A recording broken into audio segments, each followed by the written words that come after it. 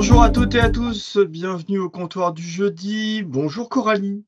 Coralie, tu es enseignante, chercheur, directrice de l'Action Lab de l'ISC Paris et tu viens nous parler aujourd'hui de l'engagement des apprenants. Je te laisse la parole, à tout à l'heure. Alors, bonjour à tous. Donc, effectivement, comme Brieux a eu l'occasion de vous dire, moi, j'ai la chance d'être directrice de l'Action Learning Lab de l'ISC Paris. Donc, c'est une école de commerce avec 2 campus, le campus historique sur Paris et un campus plus récent sur Orléans. Juste pour vous donner 3 chiffres en fait de contexte, c'est 2000 étudiants, c'est 50 professeurs permanents et à peu près 150 vacataires. Et nous, au sein de l'Action Learning Lab, en fait, c'est la même chose que l'innovation pédagogique. Donc, on s'occupe de l'innovation pédagogique et on est une petite équipe que vous voyez ici en photo. Donc, il y a Monsieur Lorel qui est le directeur des programmes, qui est notre responsable. Moi-même, en tant que directrice de l'Action Learning Lab et 2 ingénieurs pédagogiques qui travaillent avec nous, donc Elvina et Valentin. Quelles sont nos principales missions que vous compreniez? Puis après, je rentrerai très vite dans le cœur du sujet.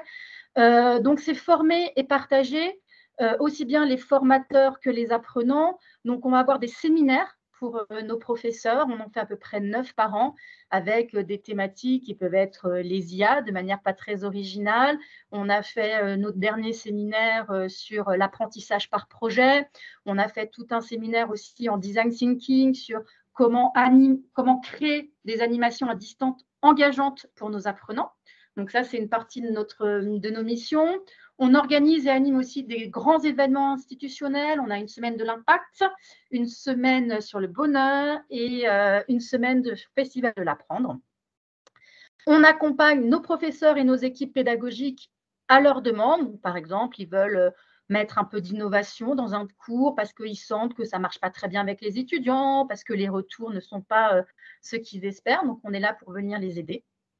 On cartographie aussi un peu tout ce qui se passe au sein de notre établissement. On valorise. Donc, peut-être que j'aurai l'occasion tout à l'heure de vous parler de certains de nos gros projets. Et un de nos gros projets, c'est l'HDP. Donc, pour ceux qui sont universitaires, c'est un peu une référence à l'HDR, c'est l'habilitation à diriger la pédagogie. Donc, j'ai la chance d'être dans un établissement pour qui la pédagogie est importante. Donc, c'est comment est-ce qu'on valorise notre faculté, comment on valorise les professeurs qui innovent, qui prennent ce temps-là. Et puis, proposer et innover. Donc, on a cette année développé 2 choses. Un livre blanc sur les IA à partir des productions de nos étudiants et une fresque de l'apprendre que je vous présenterai un petit peu plus en détail à la fin. Et tout ça pour incarner notre raison d'être, qui est transmettre à chacun le goût de l'engagement, d'où aussi le choix de la thématique de ma présentation d'aujourd'hui, pour contribuer à bâtir un monde heureux. Alors, je vais vous donner 2 exemples de dispositifs pédagogiques qu'on a pu mettre en place au sein de l'ISC Paris, des dispositifs pédagogiques dont la vocation était vraiment l'engagement des participants. Donc, tout d'abord, une semaine de l'économie circulaire, donc, qui a été proposée cette année pour la 2e fois, la 2e édition, par Rémi et Grégory. Donc, en fait, l'objectif, c'est vraiment d'avoir c'est pas uniquement ça s'inscrit en fait, dans un projet pédagogique plus large qui est la durabilité, la sensibilisation de nos étudiants aux grands enjeux environnementaux et sociaux. On avait des cours que j'ai envie de dire un petit peu classiques, de RSE, de marketing responsable, etc. Et puis, on a réfléchi à construire quelque chose de différent, peut-être de plus immersif, de plus impactant, de plus engageant pour nos étudiants. Et ça s'adresse à tous nos étudiants de première année. Donc, on leur propose une semaine. Qu'est-ce qu'ils vont faire au cours de cette semaine? En fait, il y a 3 grands types d'activités qui leur sont proposées. Il y a des choses peut-être un peu classiques, comme des cours, des conférences, des témoignages. C'est vraiment des moments qui leur permettent une prise de conscience. On va leur donner des chiffres, on va les sensibiliser à tout ça. Mais pour pas que ça reste juste très théorique, on va faire des visites. On va aller leur proposer de visiter des entreprises, des associations, des organismes qui ont une véritable démarche en termes d'économie circulaire. Donc, ça peut être des laiteries, ça peut être des ressourceries, ça peut être, là, cette année, il y avait un magasin sur l'économie de la fonctionnalité avec la location de jouets, ce genre de choses. Et puis, ils ont un hackathon. Donc, un hackathon, en fait, c'est travailler sur un temps réduit de manière transverse à une problématique d'entreprise. Et là, c'est l'entreprise qui vient délivrer aux étudiants quelle est leur problématique. Les étudiants travaillent, les étudiants sont coachés et ils présentent à l'entreprise les résultats finalement de leur recherche. Donc, vous voyez, c'est une semaine, mais qui est très riche, très dense, où ils sont finalement complètement immergés avec différents acteurs dans le sujet de l'économie circulaire. Donc, en début d'année, j'ai oublié de le préciser, donc c'est des semaines qui ont lieu en septembre ou en octobre. Quelques retours de nos apprenants. Donc, je ne vais pas lire tous les verbatims parce que ce n'est pas intéressant. Il faut savoir que je suis enseignant-chercheur et du coup, ça m'a permis aussi d'essayer de comprendre un peu mieux. Je me suis servi de toute la partie réflexive après, des retours des apprenants pour écrire un article de recherche. Donc, moi, prendre un petit peu de recul, voir ce qui fonctionne un petit peu moins bien. Quand on lit ces quelques verbatims, qu'est-ce qu'on en tire? On en tire déjà qu'ils ont aimé faire le lien entre quelque chose qui était très théorique, très abstrait, et côté pratique, que ce soit par les visites, par les témoignages des entreprises qui sont des entreprises avec des acteurs engagés sur le terrain. On voit aussi à travers ces verbatims qu'ils se sentent impliqués. L'économie circulaire, c'était peut-être quelque chose qui était un peu loin d'eux pour certains, quelque chose, ils ne se sentaient pas concernés, c'est ce qu'ils nous disent. Au début, oui, la planète, les enjeux, on sait, mais ce n'est pas pour nous, c'est pour les gouvernements, c'est pour les entreprises. Et finalement, au travers des verbatims, on se rend compte que c'est quelque chose qu'ils ont intégré, ils ont pu faire de ces problématiques leurs propres problématiques. Et le fait qu'ils aient intériorisé finalement les grandes valeurs, les grandes théories de l'économie circulaire, ça a entraîné chez beaucoup d'entre eux le souhait de changer leur comportement. Donc, il y en a qui nous expliquent qu'ils ne font plus les courses de la même manière, qu'ils réutilisent des sacs, qu'ils utilisent des produits plus locaux, de saison, etc. Donc, il y a une mise en action qui a été rendue possible par l'intériorisation des valeurs. Donc, c'est quelque chose qui est beaucoup plus orienté vers l'action. Et il y en a même d'autres qui se font un peu les porte-paroles de ces théories, puisqu'ils nous expliquent qu'ils rentrent chez eux, qu'ils expliquent à leur famille ce qu'ils ont compris, qu'ils essayent de changer les comportements de la famille ou de leur colocataire. Concernant plus spécifiquement ce qui nous intéresse peut-être aujourd'hui, qui est les caractéristiques de l'enseignement, donc, on a fait une analyse de contenu un peu classique. On a essayé de regrouper les différents verbatims de nos étudiants et on a pu identifier, en ce qui concerne l'enseignement, le dispositif pédagogique, 5 grandes catégories. Alors, vous allez voir, hein, les catégories, elles se chevauchent, hein, elles ne sont pas exclusives les unes des autres. Donc ça, c'est la colonne un peu plus claire que vous avez au milieu de mon transparent. L'idée, il y a le côté un petit peu pratique. Il y a à la fois le côté mise en œuvre pratique. Finalement, on nous fait réfléchir, on nous donne des chiffres, après on visite, et puis après, nous-mêmes, on travaille sur une vraie problématique. Les problématiques que les entreprises donnent lors du hackathon sont des vraies problématiques. J'ai oublié de vous donner des exemples, mais je peux vous en donner. Il y avait quelque chose sur les farines à base d'insectes. Donc, comment est-ce qu'on accepte de manger, nous consommateurs, des insectes à travers la farine? Et il y avait une autre problématique cette année autour du recyclage des bouteilles de lait. Souvent, quand on utilise du plastique recyclé, c'est plus opaque. Et pour le consommateur, ça donne un petit peu moins envie. Donc, comment est-ce qu'on donne envie aux consommateurs d'utiliser d'autres bouteilles qui sont mieux pour la planète, mais qui, dans notre conscient, dans ce qu'on a l'habitude de voir, ça ne signifie pas forcément hygiène, bonne santé, ça donne un petit peu moins envie. C'est aussi un apprentissage expérientiel, hein, c'est comme ça qu'on a pu catégoriser certains des retours de nos étudiants. Ils comprennent, ils voient en fait que l'économie circulaire, c'est plein de petites choses qui sont ensemble. Ils ont vraiment le sentiment d'être quelque chose d'immersif finalement, hein, pendant cette semaine autour des pratiques, des concepts de l'économie circulaire. Un autre point qui ressort, qui nous semble intéressant, c'est la pensée systémique. Et c'est vrai que sur des problématiques d'économie circulaire avec des grands enjeux, qui se rendent compte en fait que c'est une chaîne, donc ça ils nous le disent, puisque maintenant ils ont réussi à comprendre que eux étaient un maillon, certains nous le disent comme ça, on est un maillon de cette chaîne, mais il y a aussi des entreprises qui prennent à bras le corps, j'ai envie de dire, ces problématiques. Et parfois, les plus sceptiques, ceux qui avaient l'impression que ça pouvait être un petit peu cosmétique, le fait de voir les chiffres, de visiter les infrastructures, etc., d'échanger finalement aussi avec des acteurs, voilà, ça leur donne une meilleure vision et ça rend les problématiques crédibles. Il y a le côté collaboratif. Ils ont l'impression d'être utiles. Ils servent à quelque chose.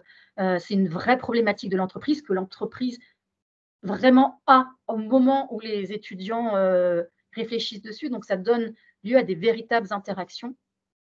Et puis, ça leur permet aussi de mieux cartographier finalement tout l'écosystème ou tous les écosystèmes autour de l'économie circulaire.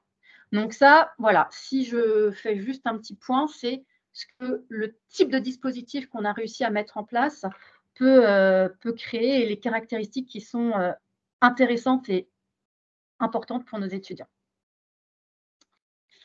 Un deuxième exemple, c'est la classe renversée qui a été développée par M. Caillez. Donc, pédagogie collaborative. Ce qui est intéressant dans cette pédagogie, c'est la capacité de rendre les apprenants véritablement acteurs de leurs apprentissages, de les aider à s'approprier les connaissances autrement. Moi, ça fait 15 ans que j'enseigne et je peux voir qu'il y a des difficultés pour les étudiants à se sentir investis, à se sentir impliqués dans les cours. Ils sont parfois très passifs, très en attente de quelque chose parce qu'ils ont l'habitude que ça leur tombe un peu du ciel avec un professeur sachant qui va délivrer une bonne parole et puis les plus sérieux vont prendre quelques notes, sinon ils vont attendre que les slides arrivent. Là, c'est différent, c'est-à-dire qu'avec la classe renversée, s'ils ne sont pas acteurs, constructeurs de leurs connaissances, il n'y aura rien. Donc, c'est vraiment un nouveau moyen de s'approprier des connaissances et des compétences en étant acteur de leur apprentissage. C'est aussi le fait de travailler en petits groupes, en équipe, avec une problématique, une thématique qui leur est donnée et la nécessité d'aller rechercher les informations. Entre-temps, les IA génératifs sont venus un petit peu chambouler nos systèmes éducatifs. Donc, la connaissance, elle est là. Alors après, on pourra toujours débattre sur la qualité des sources, etc. Mais voilà, en entreprise, on risque de leur donner une problématique, ils vont aller chercher l'information et leur job, ce n'est pas de trouver l'information, leur job, c'est d'avoir un regard critique sur cette information, de mettre en lumière les informations les unes par rapport aux autres. Donc, c'est ce que permet cet exercice.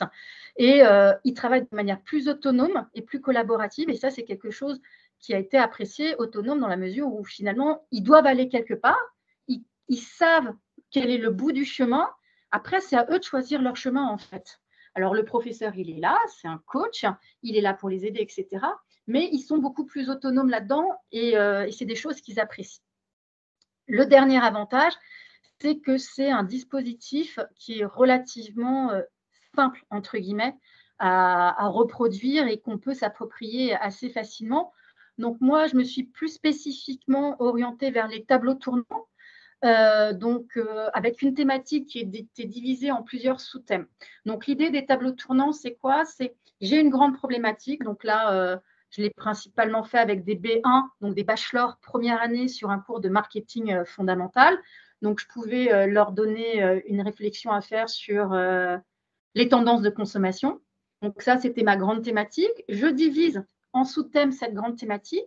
Et l'idée, c'est que par groupe, ils vont venir tourner autour de chaque thème, venir la première fois lors du premier round, finalement, ils sont les premiers producteurs, donc sur la thématique. Et puis, au bout d'un certain temps, donc là, au bout de 20 minutes, ils allaient sur une autre problématique qu'ils allaient enrichir pendant 15 minutes. Et puis, 15 minutes après, ils changeaient. Et comme ça, ça permet de faire tout un cycle, que tous les groupes d'étudiants voient toutes les thématiques. Et moi, j'aime bien terminer par le fait qu'ils reviennent à leur première thématiques. Donc, ils voient comment ça a été enrichi par les autres. Et puis, je leur demande d'en faire une synthèse qu'ils vont présenter à l'ensemble de la classe. Les retours que j'ai pu avoir sur cet exercice, c'est une mise en action avec l'acquisition de connaissances parce qu'ils se sentent actifs pendant les cours. Ils disent que ça leur donne envie d'aller en cours, ça leur donne envie de se poser des questions. Même le fait de devoir bouger à travers les différentes thématiques, ça met le corps en mouvement, ça évite qu'on soit pendant 1h20 ou 2h40 assis sur sa chaise.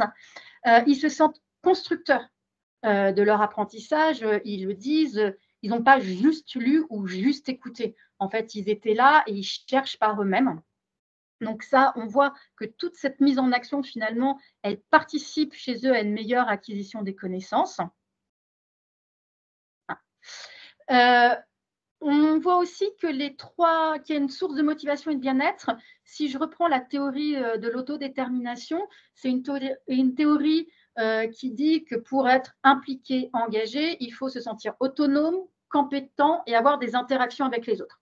Donc, ces 3 éléments, ces 3 piliers, on les retrouve dans les retours des étudiants. On est vraiment autonome, ce n'est pas dans les autres cours où on a juste l'impression d'insister, un peu comme s'ils étaient au cinéma. Ils développent des compétences, c'est ce qu'ils disent, en tout cas, ils en ont l'impression. Et les résultats, je vous le rassure, disent aussi qu'ils sont finalement dans de l'acquisition de compétences. Et ils aiment les interactions avec les autres, que ce soit les interactions directes, parce qu'ils sont en petits groupes et ils réfléchissent ensemble sur les thématiques, ou aussi de façon un petit peu plus asynchrone, quand ils vont voir à chaque fois qu'est-ce que les autres ont pu écrire, comment est-ce que je peux compléter, comment est-ce que je peux aller un petit peu plus loin, comment je transmets aussi à l'écrit assez simplement ce que nous, on a trouvé dans notre groupe. Donc, il y a aussi pas mal de compétences, vous voyez, qui peuvent être mobilisées par ce genre d'exercice. Et pour terminer, c'est aussi une source d'apprentissage et d'engagement parce qu'il parle de curiosité et il parle de plaisir. Le plaisir, alors ils parlent aussi du plaisir du professeur. Pardon, je vois une coquille, le professeur sans S. Mais quand le professeur prend plaisir avec des nouvelles pédagogies, les étudiants, ils prennent plaisir aussi. Et puis, il y a de la surprise, de l'intérêt. Le fait que ce ne soit pas un cours classique, un cours descendant auquel ils peuvent s'attendre, il y a un petit peu de tiens, aujourd'hui, je vais aller en cours. Qu'est-ce que le professeur va inventer? Comment est-ce que le professeur va transmettre? Alors, c'est des dispositifs qui sont très chouettes à mettre en place, qui donnent des bons résultats. Néanmoins, il peut y avoir des freins quand même. Il ne faut pas les mettre sous le tapis. C'est peut-être quelques réactions un peu négatives d'étudiants au début. On chamboule leur manière de faire. Ils n'ont pas l'habitude d'être aussi acteurs, d'être constructeurs dans leurs apprentissages. Ils ont l'habitude que le professeur interagisse avec eux, leur demande des slides, etc. Mais il peut y avoir une phase d'adaptation un peu nécessaire et revoir finalement ce qu'ils ont fait depuis l'école. Pour les formateurs, c'est aussi en fait changer de posture. On n'est plus là comme un sachant qui va délivrer un message, un contenu, des connaissances. Il faut accepter d'être chahuté. On a une moins bonne maîtrise de notre cours, on ne sait pas exactement dans quelle direction ça va aller. Donc, ça peut être un petit peu compliqué. Et de la même façon, moi, alors, en tant que manager, j'ai eu l'occasion aussi d'utiliser les tableaux tournants dans des réunions d'équipe, donc avec les équipes pédagogiques. Pareil, ça peut créer une forme d'inconfort parce qu'on ne sait pas où les équipes vont aller. On maîtrise moins le sujet, en tout cas, on maîtrise parfois un peu moins le déroulé. Deuxième grand point sur lequel je voulais venir, donc là, j'ai parlé de l'engagement dans des dispositifs pédagogiques, mais on a aussi les évaluations. Je suis dans une école, donc on délivre des notes, on délivre des diplômes, etc. Et il y avait une frustration de ma part qui était, mais comment est-ce que ces évaluations, comment faire pour qu'elles ne soient pas juste considérées comme une corvée, une sanction? Comment faire que ces évaluations, elles soient apprenantes? Et quand j'utilise le terme apprenante, moi, c'est la notion de réflexivité qui est très importante pour moi. On forme des managers responsables. Plus tard, ils auront des feedbacks à faire. Comment est-ce que très tôt, on peut commencer à aiguiser leur esprit critique et leur réflexivité, se poser, accepter les erreurs? Donc, je vais vous présenter deux choses qui ont été faites. Donc, à l'ISC Paris, nos associations sont vraiment très importantes. On appelle ça des entreprises étudiantes. Ça fait très longtemps que les étudiants sont incités, invités à faire partie d'associations étudiantes dans lesquelles ils vont pouvoir vraiment mettre en œuvre toutes les compétences qu'ils ont pu apprendre ou qu'ils apprennent en même temps pendant leur cursus. Et une problématique qui se posait, c'est comment est-ce qu'on évalue tous les soft skills que les étudiants développent quand ils sont en entreprise étudiante. C'était assez peu satisfaisant les manières qui étaient faites, à la fois pour les responsables des entreprises étudiantes et à la fois pour les étudiants qui voyaient ça comme des corvées. Donc voilà. Donc la question s'est posée. Et le challenge qui nous a été mis entre les mains, ça a été comment est-ce qu'on aide nos étudiants à conscientiser les compétences qu'ils développent et la progression sur ces compétences. Donc, à la fois savoir où je suis aujourd'hui sur une compétence, quel est mon axe de progression et à la fin, si j'ai progressé, être capable de regarder dans le rétroviseur pour le voir. Donc, vraiment, cette idée et cette volonté de développer la réflexivité chez nos étudiants. Donc, pour cela, on a organisé des ateliers avec les étudiants. C'était, il me semble, très important que l'ensemble des parties prenantes participent à cette réflexion. Donc, il y avait à la fois des membres des bureaux des associations étudiantes, des membres du laboratoire de l'Action Learning et les responsables des entreprises étudiantes. Donc, on a passé une bonne journée ensemble avec 4 grands temps. Un premier temps qui permettait de parler des évaluations en général, de crever l'abcès s'il y avait un abcès à crever. Qu'est-ce que c'est que pour eux une évaluation? Quelles sont les différentes modalités d'évaluation qu'ils connaissent? Qu'est-ce qu'ils pourraient imaginer aussi en termes d'évaluation? Donc, il y avait aussi un côté un petit peu brainstorming, un peu créatif autour des évaluations. Dans un deuxième temps, on les a fait réfléchir à leurs activités en tant que membres du bureau des associations étudiantes. C'est quoi leur journée type?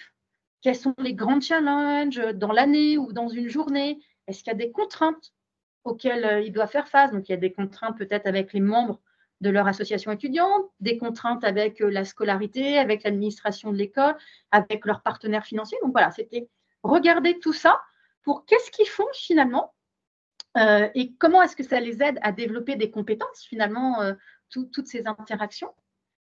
Dans un troisième temps, on a pensé système. Donc, quelles sont les exigences? On est dans une école dans laquelle il y a des connaissances, des compétences à acquérir. Donc voilà, faire prendre conscience aussi de tout ça. Et puis le quatrième temps, donc une fois qu'on avait, vous voyez, bien réfléchi de différentes manières, c'est finalement, en tant que membre du bureau des entreprises étudiantes, quelles sont les principales compétences à avoir et surtout, comment est-ce qu'on va les évaluer, ces compétences. Donc, les compétences qui sont ressorties de cette journée, c'est des compétences comme l'adaptabilité, la rigueur, l'écoute, la créativité, la prise de recul et encore l'engagement. Du coup, comment on a créé un outil pour faire ça? Donc, ce n'est pas très révolutionnaire, mais on est parti sur une idée de portfolio principalement. Donc, dans ce portfolio, vous voyez qu'ils ont un radar des compétences. Donc, sur les compétences qu'ils avaient identifiées comme étant les plus importantes, où est-ce qu'ils se situent? Et sachant que ça, c'était pardon, j'ai oublié de vous le dire, des choses qui sont faites 3 fois dans l'année, donc pour leur permettre de voir l'évolution. Donc, où est-ce qu'ils se situent sur ces compétences? On leur laissait aussi la possibilité d'ajouter une ou deux compétences supplémentaires en disant finalement, c'est toujours pour travailler ce côté autonomie, en fait. Qu'est-ce qui est important pour eux dans leur projet professionnel ou par rapport à leur entreprise étudiante? Après, on les a sensibilisés à un outil qui est le KISS, qui leur permet quand ils font des événements, quand ils essaient de prendre un petit temps de réflexion, de réfléchir à qu'est-ce qu'ils ont fait, qu'est-ce qu'ils veulent améliorer, garder, qu'est-ce qu'ils veulent tenter, qu'est-ce qu'ils veulent arrêter. Il y avait un petit exercice un peu plus réflexif qui était guidé par des questions pour se poser là. Donc, on leur demandait quelques lignes. Et puis, ils pouvaient faire ça au travers d'un portfolio animé, personnalisé comme ils voulaient.